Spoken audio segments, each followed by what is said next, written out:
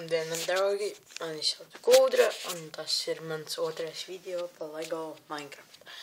Tātad šodien mēs esam uzbūvējuši Iron's Fort, kā jūs varat redzēt. Tas man prasīja tikai 1 dienas laiku, bet tur vajag ļoti daudz detaļu, tāpēc jums iesaku taisīt, ja jūs esat pārliecināti, ka jums ir ļoti daudz detaļu. Jo, redziet, man ir vesela kaste ar Minecraft detaļām. Tāpēc es jums iesaku detaļas savākt vispirms. Un es pastāstīšu, cik dīvaini tas zobens varētu izstīties. Jūs redzēt, ka jau no otras puses izstāsta. Bet no otras puses izstāsta baigi labi, vai ne?